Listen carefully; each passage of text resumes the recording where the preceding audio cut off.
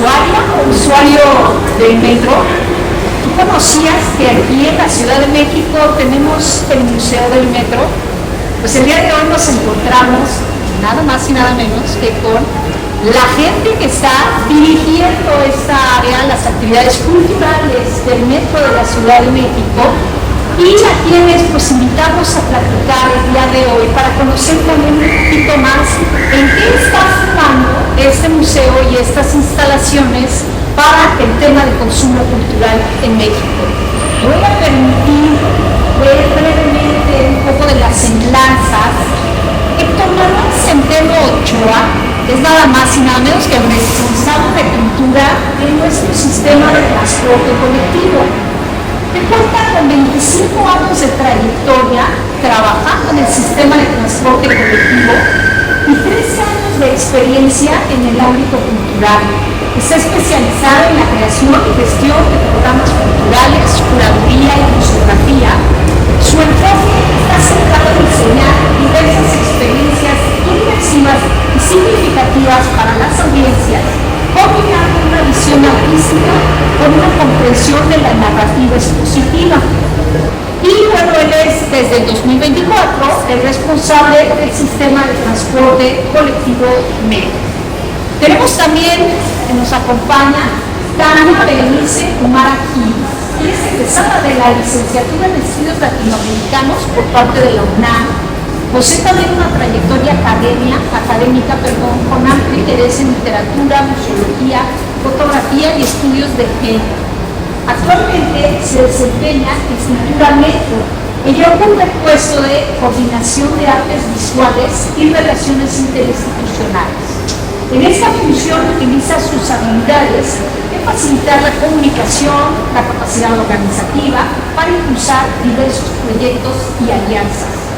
También su experiencia profesional se ha consolidado en espacios como el Museo Nacional de la Vivienda, Espacio Cultural Infonavit, como mediadora cultural, que impartió visitas mediadas para diversas audiencias, realizó también estudios de público y fue responsable de la conceptualización y el desarrollo de actividades pedagógicas de exposiciones temporales. Tiene un gran interés en las artes visuales, con experiencia como laboratorista fotográfica en Iconic Film Lab, donde se apoyó en el proceso de revelado de película análoga y control de calidad. Persigue especializarse en gestión cultural con énfasis en la accesibilidad de la cultura y el alcance a públicos no especializados. Y tenemos también el día de hoy a René Villanueva López, quien lleva ya también 15 años y medio de trayectoria en el Metro, 14 años ya en Cultura Metro. Él se ha consolidado como un referente en la gestión de artes escénicas y la transformación del espacio público en un escenario cultural y gráfico. Como encargado de la programación de artes escénicas, su trabajo ha impulsado un promedio de 110 eventos mensuales, prepandemia, que también ha estado combinando con propuestas de bandas emergentes, artistas ya que están o que se han consagrado, así como la producción de festivales masivos de música, danza y cine. Entre sus aportes clave vamos a destacar el posicionar al Metro como un referente escénico nacional, atrayendo audiencias diversas y democratizando el acceso al arte.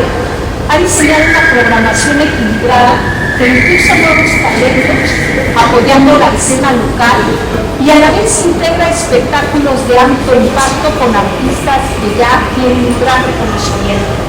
Lidera también la logística de eventos de gran magnitud, desde conciertos multitudinarios hasta festivales temáticos con enfoque en calidad técnica e innovación. Pues muchísimas gracias a las tres personas que nos acompañan el día de hoy y pues sin más me encantaría empezar a platicar contigo, Héctor, como encargado de este gran programa cultural que tiene el Metro de la Ciudad de México. Me gustaría que nos platicaras primeramente cuál es tu visión de la importancia que para el consumo cultural, que es el tema, ¿no?, de la cobertura especial de este 9º número de Antidogma, nos ocupa. ¿Cuál piensas tú que es esta importancia de todas las actividades del Metro? Pues bienvenidos todos aquí al Museo del Metro, una de las instalaciones culturales que tenemos para el usuario, para el consumo cultural. Mi opinión es esta. Creo que si no lo ves, no lo compras. Y es decir, nosotros acercamos la oferta cultural a los usuarios hasta donde van caminando y van pasando para transportarse a sus casas, sus domicilios, sus trabajos. Y nosotros estamos generando nuevos públicos que posiblemente no hubieran consumido algo cultural si no lo hubieran tenido de paso. Esa es mi visión en ese sentido. Perfecto. Y bueno, Octavia, me gustaría preguntarte a ti como encargada de la parte de artes visuales, un poco también para que sepamos cuál es esta parte de gestión y qué es lo que estás haciendo, en qué se conforma la dinámica de tu trabajo, que también pues esté de alguna forma referenciada con el tema de consumo cultural. Pues creo que lo primero que se hace aquí es democratizar los espacios culturales. Entonces no solo aceptamos como propuestas de artistas ya reconocidos, que también son muy bienvenidos, pero también de artistas emergentes o personas que quieren probar con la cultura y dar a conocer su trabajo con el resto de las personas. Y es muy importante para mí, sobre todo, como que las personas puedan acercarse a estos espacios sin necesidad de meterse a un museo. Entonces, pues eso es muy bello. Y finalmente, ¿cuál sería tu postura ante esto, René? ¿Cuál sería tu idea de las artes escénicas en el metro? ¿Qué cabida tienen? O sea, ¿cómo se van insertando, cómo se van desarrollando esas actividades? Y también, ¿qué impacto generan en el tema de consumo cultural? Claro. Pues buscamos democratizar el espacio, ¿no? Dar cabida a todo tipo de expresión cultural, a todo tipo de género, así artistas consagrados, artistas emergentes, grupos emergentes, que al final van a impactar en el usuario. Para el usuario es muy bonito, muy padre llegar a un espacio cotidiano de traslado, de transporte, y encontrar a su banda favorita, ¿no? Su artista favorito. Nos ha pasado ya en muchas ocasiones que vemos pasar un usuario y de repente expresa, mi artista favorito, entonces es maravilloso. Buscamos eso, buscamos que el artista encuentre el espacio. Hoy en día ya no es tan fácil encontrar espacios, sobre todo para bandas emergentes. Entonces buscamos ser ese espacio y además llevar un momento agradable, un momento cultural al usuario del mismo.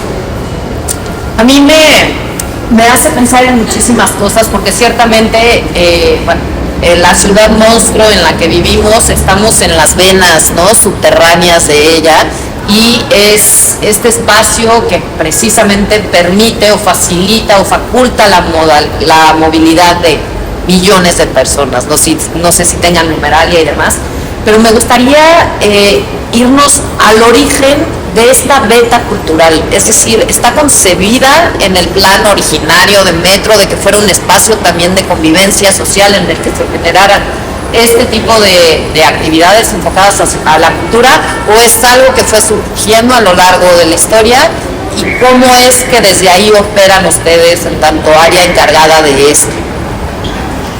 Pues sí, pues los orígenes del Metro fue pensado para difusión, más que para cultura, para difundir programas, difundir conceptos.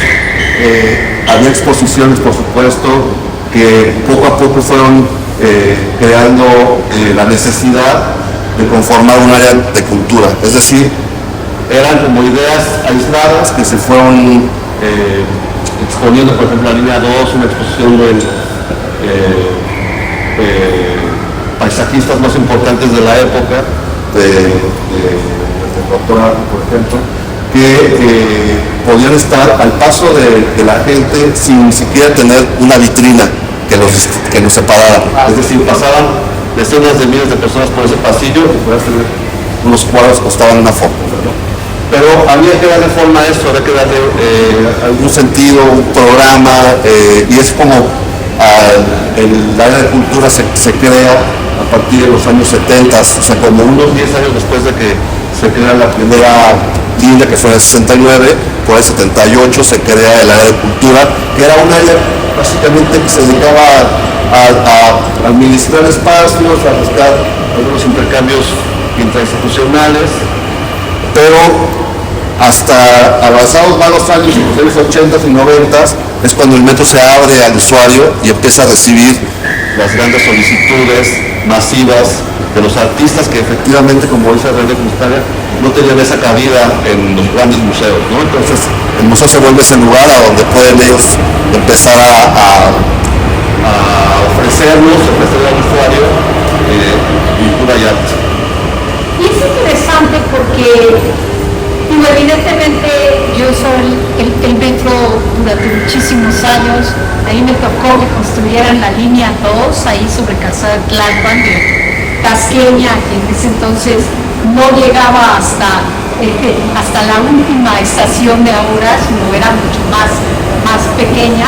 Pero finalmente, o sea, yo pienso que la introducción de este nuevo transporte colectivo lleva también una lógica y una dinámica cultural, evidentemente, que es esta convivencia estrecha con la gente. Y justamente la gran cantidad de usuarias y usuarios en el metro, pues han tenido como que ir aprendiendo estos modos de convivencia forzada, convivencia necesaria, que de pronto pues está esto, ¿no? Los mensajes de cuide sus cosas, su bolsa. Hemos tenido que llegar inclusive hasta este momento donde los primeros vagones se han seleccionado para que sean para mujeres e infancias, porque evidentemente las agresiones y las violencias contra la mujer han tomado, ¿no?, alguna conciencia también dentro de las autoridades del servicio público.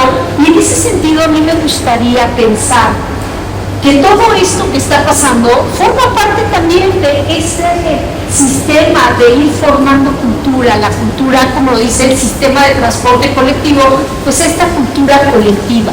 Entonces, habida cuenta, a lo mejor ahorita Héctor nos das alguna numeralia, ¿no?, de la cantidad de gente usuaria del metro, si hay diferencia entre las líneas, y un poco el decirnos cómo organizan las actividades culturales, dónde se encuentran estas actividades culturales dentro del metro, porque yo me imagino que no es como lo hemos visto de pronto, que alguien está andén esperando mientras toda la gente pasa y andan ahí tocando la guitarra o etcétera. Yo pienso que ustedes están haciendo actividades programadas, agendadas, etcétera.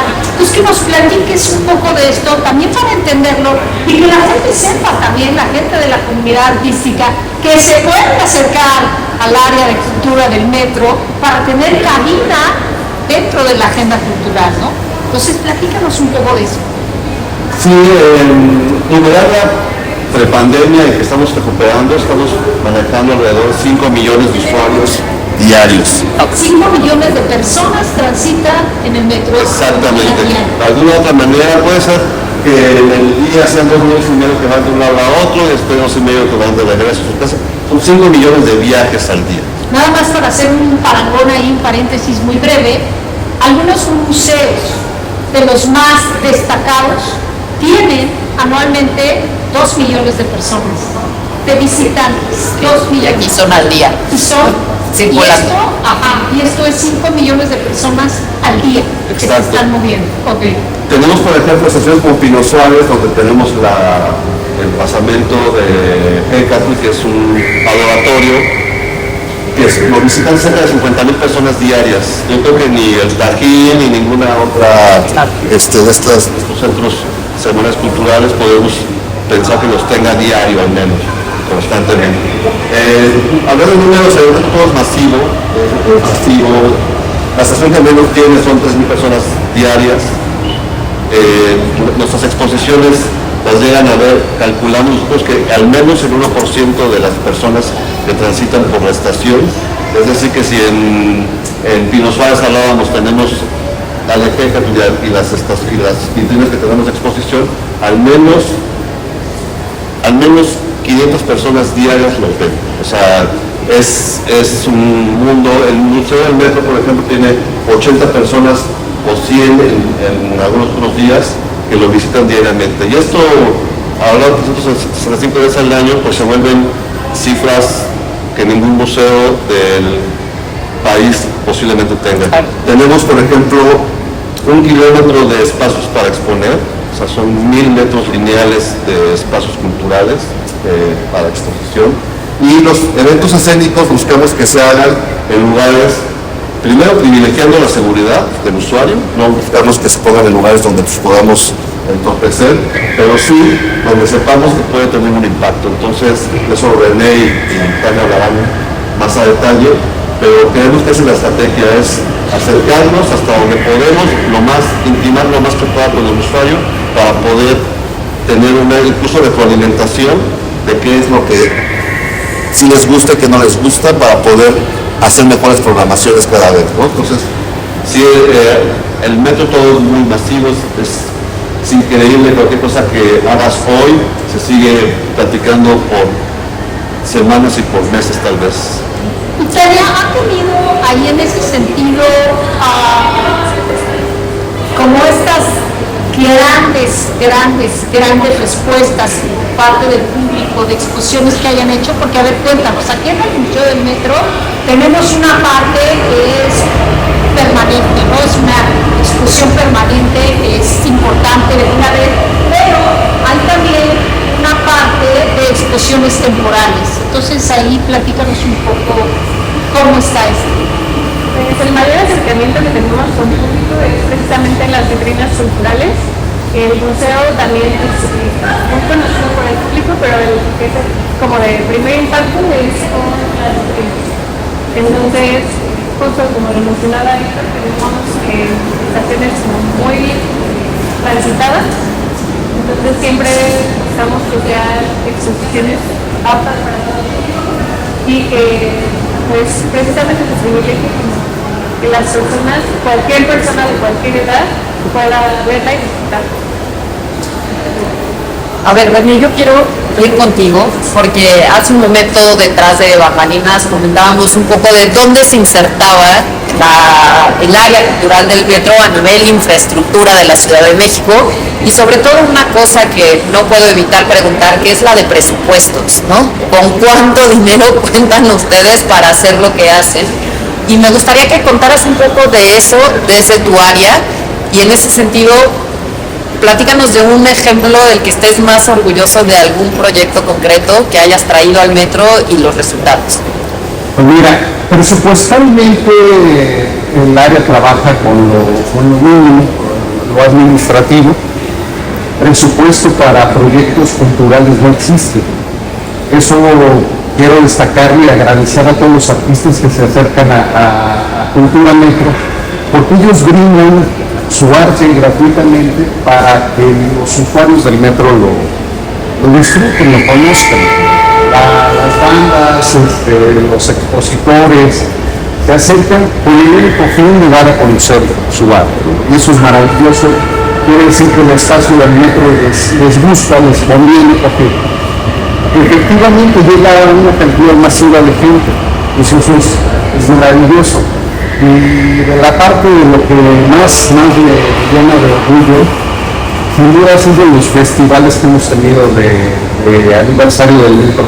Acabamos de pasar hace unos días por el aniversario número 56 de la glorieta del metro. Tuvimos un cierre muy bonito, un cierre muy padre, con Textex, que también quiero agradecerles a Textex por el apoyo, porque tampoco las bandas grandes, que pueden enumerar, que ha venido el Tri, ha venido Gémilos Eléctricos, ha venido Zoé, ha venido DND, un sinnúmero de artistas pues, reconocidos, la Sonora Lidelita, la Sonora Santanera, los Estrambóticos, la Tremenda Corte. La verdad, con el único fin de dar a conocer su arte y acercarse por las bandas ya reconocidas, yo creo que buscan retomar o acercarse nuevamente al usuario de a pie, ¿no? Claro. Entonces a mí me llena mucho el orgullo eso, los eventos de aniversario, porque hemos encontrado esa comunión entre el artista y el espectador, el usuario, de la forma más orgánica más cercana posible. Sí, que podría decirse, y aquí la gran ventaja es que tienen un público cautivo, ¿no? Es decir, que viene por una finalidad otra y ya se topa de pronto, a lo mejor sin saberlo, ¿no? Y en ese sentido, ¿ustedes hacen difusión específica de eventos concretos? ¿Se pone dentro del mismo sistema metro, se pone afuera, o no es necesaria dada la asistencia y, bueno, la presencia de gente constante? En la carta de eventos escénicos, previo al boom de las redes, se anunciaba. Teníamos un programa mensual, un programa semanal que publicábamos en la página web del metro, en nuestras redes, pero llegó un punto en que ya no es posible. Una convocatoria del metro puede traer en un momento a 1.500 personas, y eso ya se convierte en un problema de seguridad para el usuario. Entonces ya no se anuncia, ya es la sorpresa para el usuario que está usando la estación, que es una sorpresa maravillosa, y posteriormente pues ya a través de redes vamos a conocer lo que será. Que ya sucedió. Aquí algo que a mí me pareció interesante y que también me gustaría, evidentemente ahí, inclusive tocar las llagas, las heridas, ¿no? Porque es padrísimo que en la comunidad artística hagamos todo de manera gratuita, está súper bien, pero les tenemos noticias, es decir, la gente que nos dedicamos al arte y a la cultura, desayunamos, comemos y cenamos, tenemos familia, pagamos rentas, tenemos que ir al súper y al súper no le podemos decir, oye, soy artista, yo dono mi arte, ¿no? Yo dono mis... Entonces, en ese sentido a mí me gustaría preguntarles, ¿qué podría pasar? ¿Qué necesitaría el área de cultura del metro para poder hacer, este tipo de eventos? Es decir, que hubiera la generación de empleo también, porque me parece que esa es una arena súper importante. Nosotras eso tratamos de hacer de pronto con este proyecto, ¿no? Es un proyecto donde la revista se distribuye de manera gratuita, nuestros cursos, seminarios, presentaciones son gratuitas, pero evidentemente tenemos una asociación civil que nos está apoyando en la procuración de fondos y obviamente la colectividad que aporta para que esos programas surjan, ¿no? Nuestra intención es que eventualmente no solo tengamos como a Daniel García, que está aquí con nosotros en servicio social atrás de cámaras, sino que podamos pagar también algunos de los empleos, de las intervenciones de la gente que está haciendo arte y cultura. Entonces, muy puntualmente me gustaría insistir en eso, porque entiendo que para que esto de pronto funcione, cuando no hay un presupuesto para ello, sí me gustaría pensar que desde ustedes, ¿qué opinión o qué creen que podría pensar? Intervención del sector público quizás, intervención, yo no sé, ¿no? Por ejemplo, ¿cómo se podría lograr que hubiera finalmente un guardadito y que pudieran atribuirse esa participación de la gente para conocer su trabajo, pero también para poder recibir algo por ese trabajo que hacen? Pues sí, desde luego que nadie se ha peleado con que darle al artista a lo que trabaja, su manutención y algún pago. Creo que hay instancias que ya lo hacen, la cultura tiene ahí como alguna conformación, algunas becas, algunas cosas que les da a los artistas que aplican para ellas. Desde la trinchera del metro es un poco complicado porque nosotros es una institución dedicada al transporte. El 99% del presupuesto va dedicado a todo lo que tiene con la operación, los fierros, la infraestructura, la manutención, y un 1% es a la difusión de campañas, comportamientos cívicos dentro de las estaciones, cosas de esa naturaleza. Que es ahí donde nos insertamos un poco, ¿no? En la dirección de medios, que nosotros somos los que le damos un poco del confort al usuario para que sus trayectos a sus casas sean sí rápidos, sí eficientes y también con eso que está el confort, con un poco de música, con un poco de arte. Sin embargo, por supuesto que estamos abiertos a que grandes proyectos patrocinados por por iniciativa privada lleguen al metro, ¿no? Estamos nosotros ávidos de tener más infraestructura, tener algunos escenarios. Establecer alianzas. Claro, establecer alianzas, como lo hemos hecho con algunas instituciones educativas, con algunos museos, tenemos algunas alianzas, pero sí hace falta así que el dinero solamente y constante de la iniciativa privada, pero siempre tendrá que ser muy cuidado, porque usted sabe que donde hay dinero empieza, ¿por qué a este y no a este? Y esas cosas, digo, no nos toca como cuidarlas, sino que nosotros somos una plataforma para que la iniciativa privada pueda desde aquí difundir el arte, la cultura que ellos mismos quieren patrocinar, ¿no? Entonces, eso creo que es mi respuesta, no sé qué tienen los compañeros. Sí, bueno, de parte de nosotros tratamos de pagarle a los artistas en la parte escénica a través de la difusión, de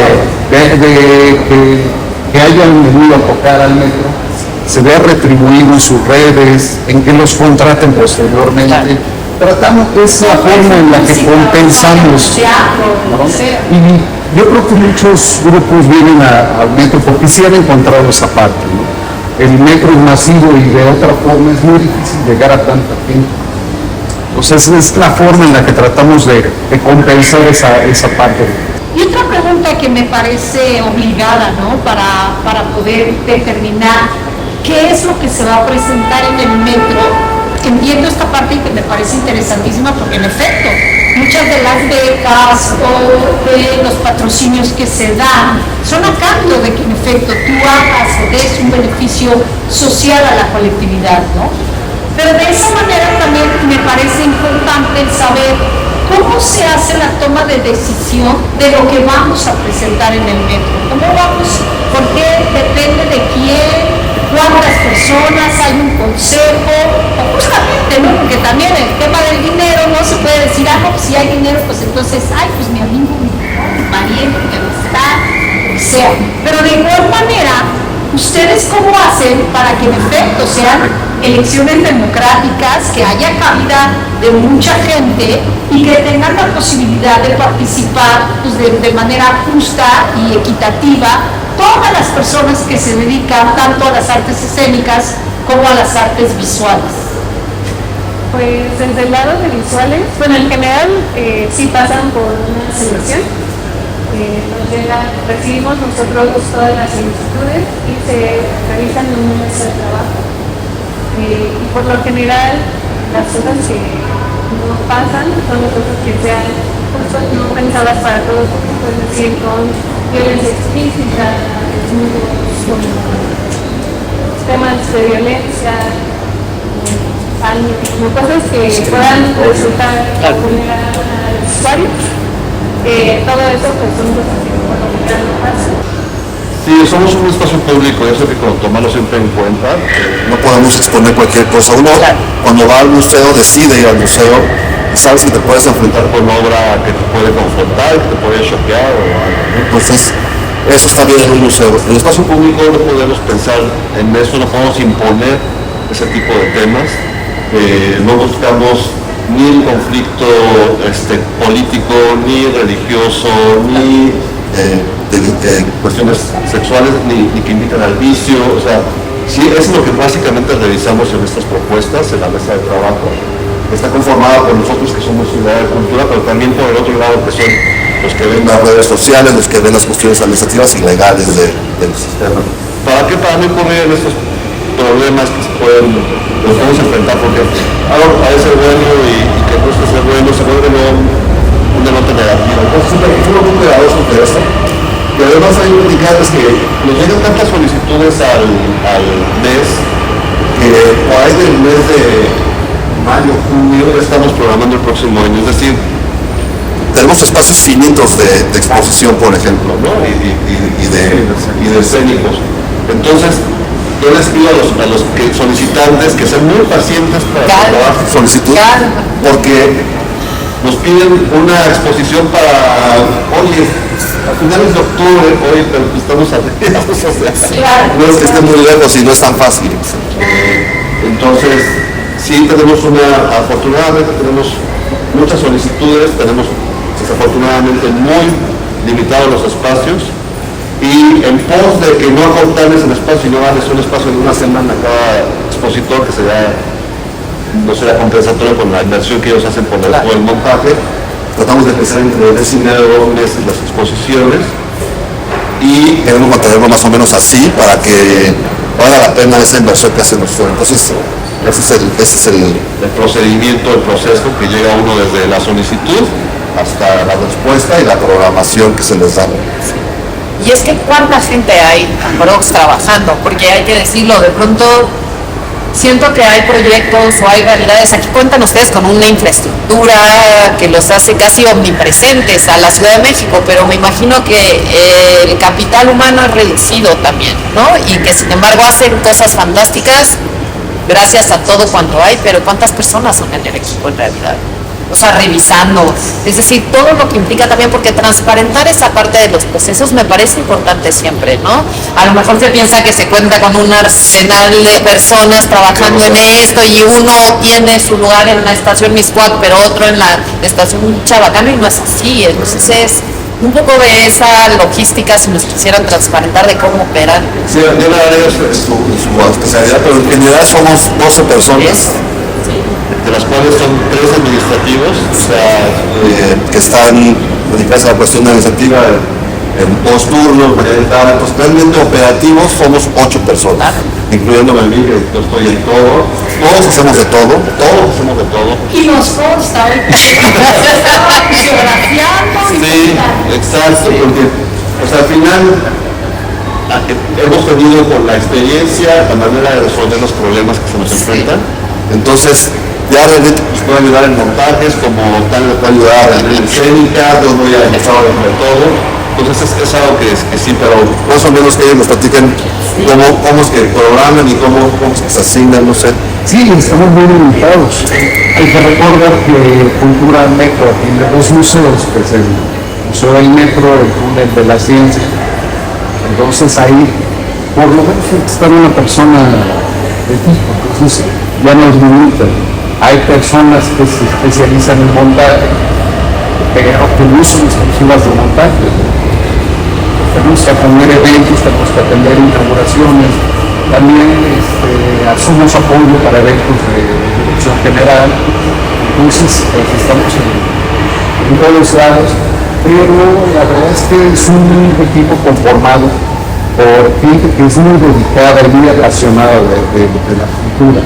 Entonces eso es lo que nos ayuda. Sí, definitivamente antes de pandemia éramos 25 personas, post pandemia pues bueno, ya somos 11, 12 personas.